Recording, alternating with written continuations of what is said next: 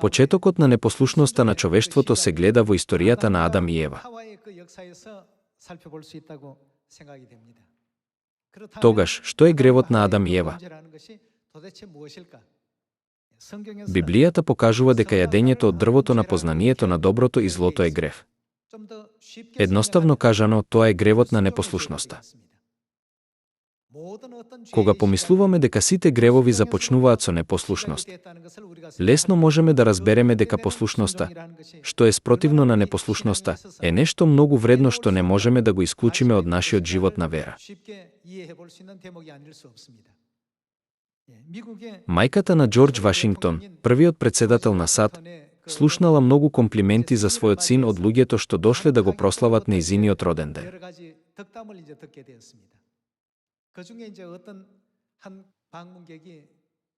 Еден од нив ласкаво ја праша: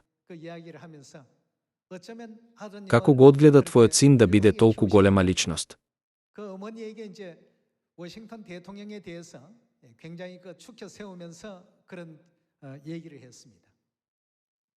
А таа одговори: јас само го научив да се покорува на Божјата реч.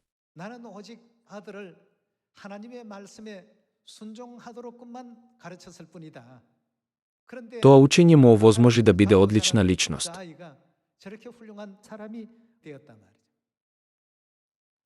Сите, денес толку многу луѓе во светот се многу загрижени за образованието на своите деца. Какво образование може да им помогне на моите деца да имаат добра личност, или какво образование им е потребно на моите деца за да имаат подобра иднина? Родителите се многу загрижени за овие прашања. Не мислам дека треба толку многу да се грижиме за овие работи. Ако правилно ги водиме и ги учиме нашите деца од детство да го почитуваат Бога, не мислите ли дека тие можат да бидат луѓе дури и поголеми од Џорџ Вашингтон? Децата ги слушаат своите родители до 2 или 3 години, кога се способни сами да прават работи, како на пример да јадат сами.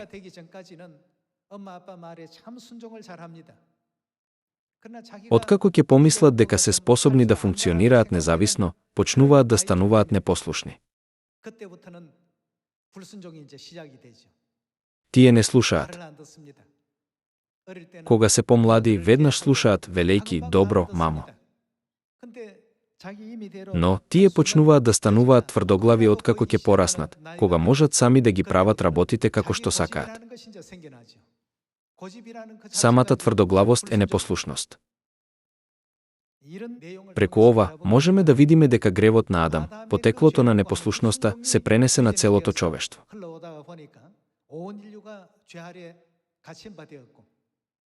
Бидејќи е заробен од гревот, никој не може да избега од вечната смрт. Да го видиме учењето во Римјаните поглавје 5, стих 12. Затоа, како што гревот влезе во светот преку еден човек, а преку гревот, смртта, по таков начин и смртта премина на сите луѓе преку еден човек, зашто сите сгрешија. Навистина и порано уште пред законот имаше грев во светот, но гревот како таков не може да се прифати, кога нема закон. А сепак смртта царуваше уште од Адам, пас до Мојсей и над оние што не погрешија според престапот на Адам. Тој е пралик на оној што требаше да дојде. Но со дарот не е исто како и со престапот. Зашто ако поради престапот на еден изумреа мнозина, тогаш Божјата благодат и дарот преку благодатта на еден човек, Исус Христос, во многу поголемо изобилство ќе се излее врз мнозина. А тој дар е сосема поинаков од гревот на еден што погрешил. Зашто судењето за еден престап води кон осудување, а дарот од многу престапи кон оправдување.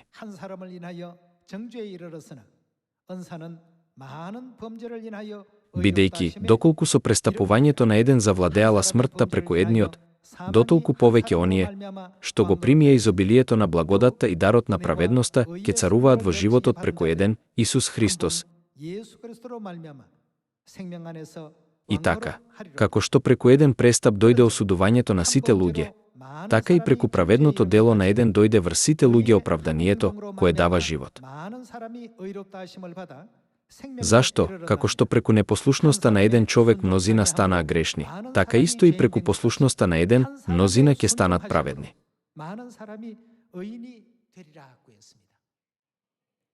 Браќа и сестри, сите гревови што човештвото ги наследило од Адам можат да бидат простени преку Исус Христос. Затоа, постојат два важни збора што мора да ги земеме предвид: непослушност и послушност. Преку случајот на непослушноста на еден човек кон Божјата реч, сите луѓе сгрешија. Преку друг случај, послушноста на еден човек ги направила сите луѓе праведни. Зарем ова не ни овозможува лесно да разбереме како нашите дела на послушност и непослушност ќе влијаат врз нашиот живот на вера? Да го видиме посланието до евреите поглавје 5, стих 8. Иако беше син, тој се научи на послушност од она што го пострада.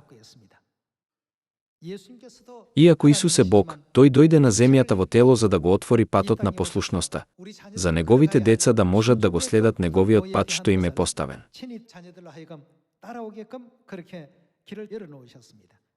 Кога повторно го читаме стих 8, тој гласи: Иако беше син, тој се научи на послушност од она што го пострада, а откако се усоврши, стана извор за вечно спасение на сите оние кои му се послушни.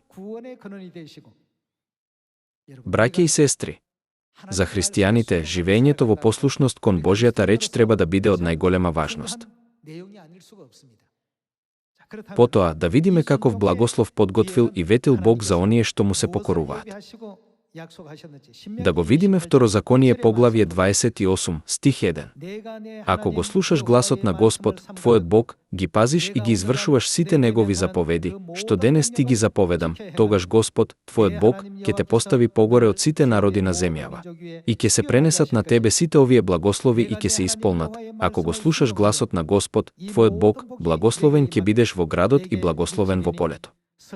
Благословен ќе биде плодот на твојата утроба, и плодот на земјата твоја, и плодот на добитокот твој, и плодот на воловите твои, и плодот на овците твои. Благословени ќе бидат кошниците твои и ноќвите твои. Благословен ќе бидеш кога влегуваш и благословен кога излегуваш. Библијата научи дека кога се покоруваме на Божјата реч, ќе ја примиме Божјата неверојатна благодат и благослов. Денес, да ја прифатиме волјата Божја и да станеме деца на Сион кои ги следат Отецот и Мајката каде и дан водат. Ви благодарам многу.